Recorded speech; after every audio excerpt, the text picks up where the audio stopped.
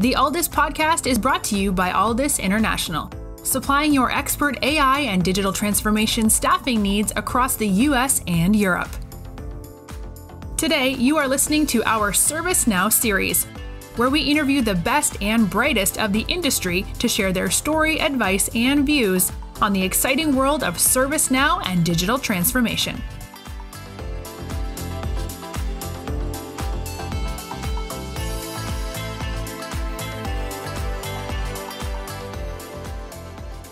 Bonjour à tous et bienvenue pour un nouvel épisode de notre podcast dans le cadre de notre série ServiceNow.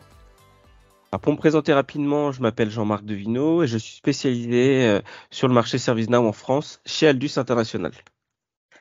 Aldus et moi-même avons le plaisir d'accueillir aujourd'hui Uma et Alexis qui représentent la compagnie Procid. Bonjour messieurs. Pouvez-vous nous donner un bref aperçu de vos parcours respectifs ? Tout d'abord, merci à Aldus pour cette invitation à ce podcast. Donc, pour répondre à votre question, alors au début de ma carrière, j'ai commencé dans la comptabilité, puis j'ai travaillé pour plusieurs éditeurs et intégrateurs de leurs propres solutions d'ERP ou de gestion de contrat, de SLA, Service Level Agreement. Après ces expériences, j'ai travaillé dans un cabinet d'audit et d'expertise en informatique, et c'est à partir de là, en fait, que ma carrière a évolué vers le conseil en organisation. Par la suite, j'ai commencé à travailler pour des cabinets de conseil, plutôt spécialisés dans le déploiement de processus informatiques. Ces cabinets m'ont procuré les opportunités de travailler dans des postes à responsabilité interne dans différents grands groupes, soit en tant que directeur des services applicatifs et projets, ou CTO, ou CIO. À chaque fois, lors de ces postes, j'ai occupé les directions des départements que je transformais. J'ai réorganisé différents départements d'infrastructure, de centres de services, d'équipes de gestion de projet et d'organisation informatique plutôt de type international.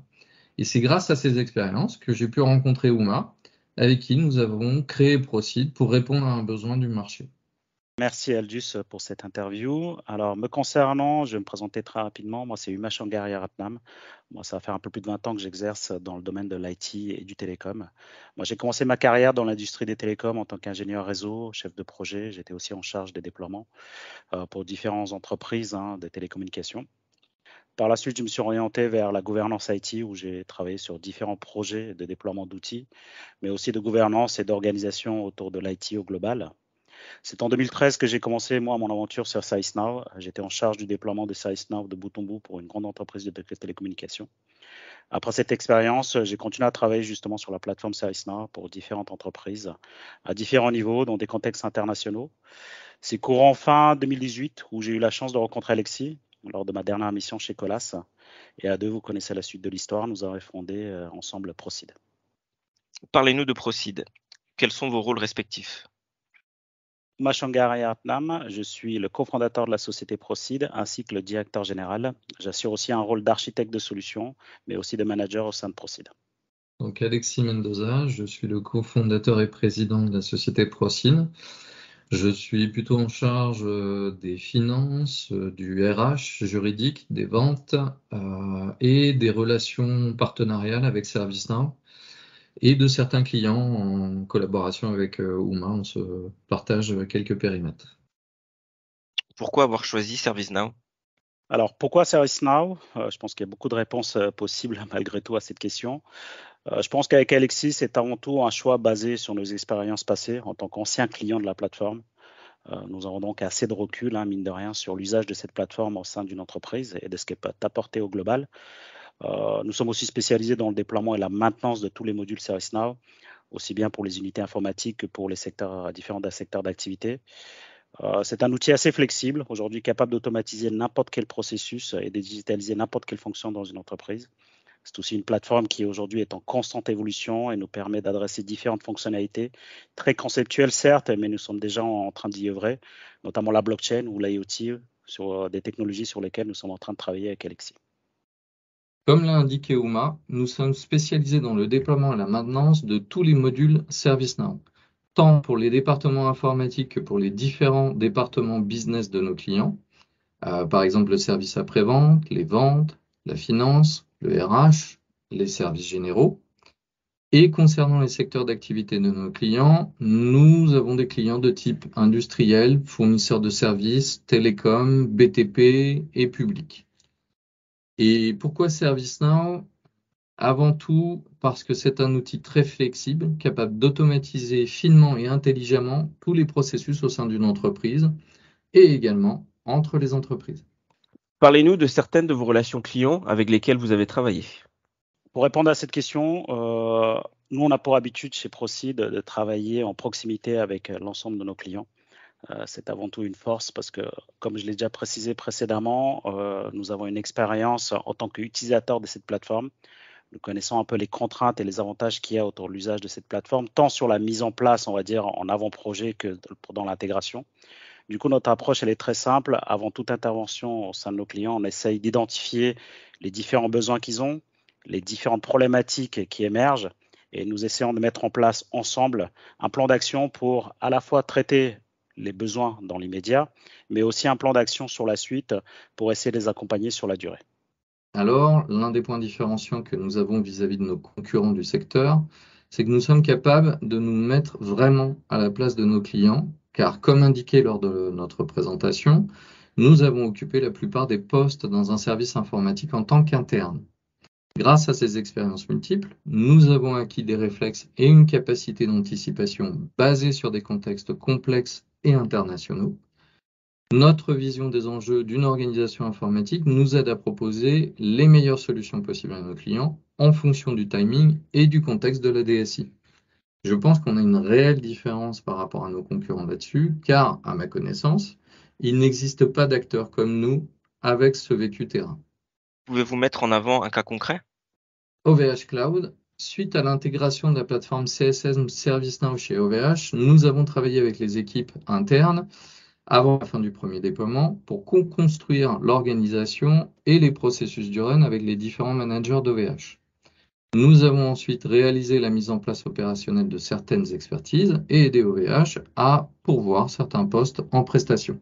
Alors, notamment le poste de Platform Owner, qui avait un autre nom à l'époque dans l'organisation interne d'OVH, mais le périmètre de responsabilité du consultant était bien celui d'un Platform Owner. Par la suite, l'architecte tech lead, des développeurs, business analyst et project manager. Nous avons aidé OVH à trouver un équilibre entre le volume d'expertise nécessaire et une plateforme stable et maintenable qui offre des performances maximales. Nous ne vendons pas des volumes de TP, nous proposons les bonnes ressources à un haut niveau d'expertise au bon moment.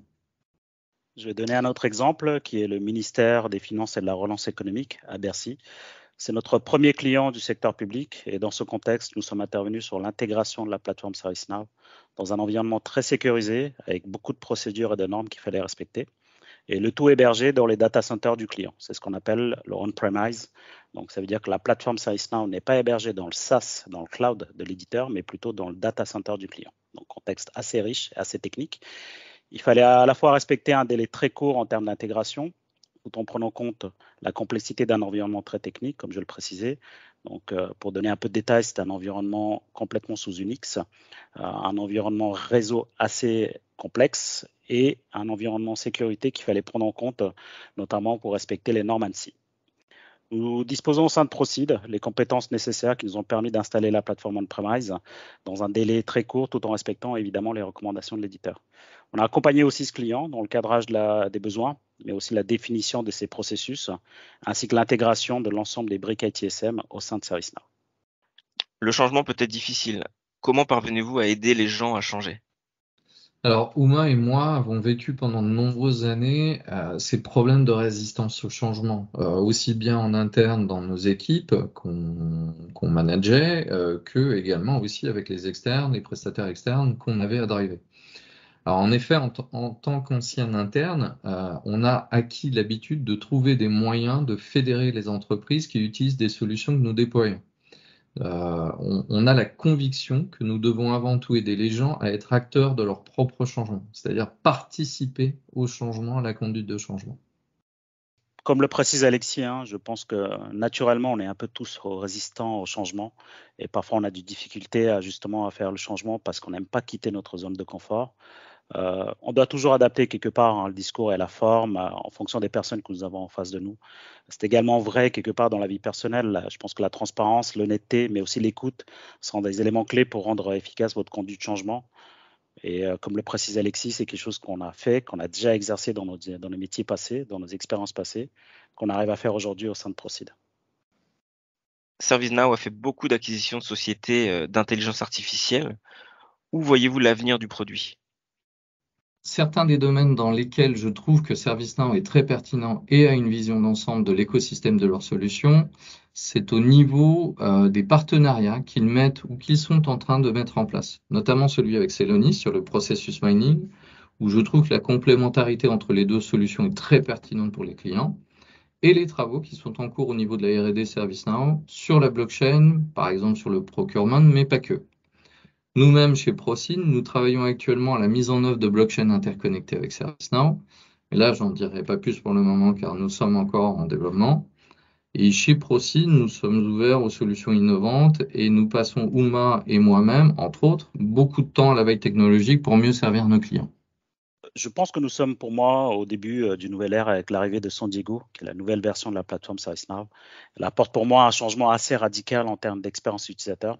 Je pense que c'était très positif et ça laisse entrevoir pas mal de bonnes choses pour la suite. Quant à l'aspect technologique autour de la plateforme, pour moi, ServiceNow a toujours fait des acquisitions stratégiques. Il n'y a pas si longtemps, on ne parlait même pas d'IoT, ni de blockchain, ni même d'intelligence artificielle. Je pense que ServiceNow a toujours réussi, mine de rien, à capter les nouvelles technologies, à les exploiter au maximum. À chaque fois, c'est toujours une réussite. Maintenant, je pense qu'il faut toujours étudier la maturité du marché, la maturité des clients, s'ils sont aptes à accueillir justement ces nouvelles technologies.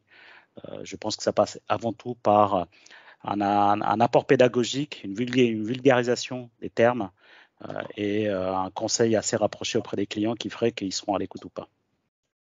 Uma, Alexis, merci à vous d'avoir pris le temps de nous rencontrer aujourd'hui. C'était un échange très intéressant. Je vous souhaite le meilleur pour la suite. À très bientôt pour un nouvel épisode ServiceNow. Merci à Aldus encore pour cette opportunité et à bientôt. Merci également Aldus pour cette interview.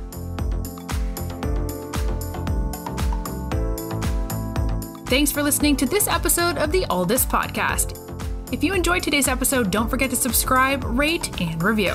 We are available on Apple Podcasts, Spotify, and any Android podcast of choice.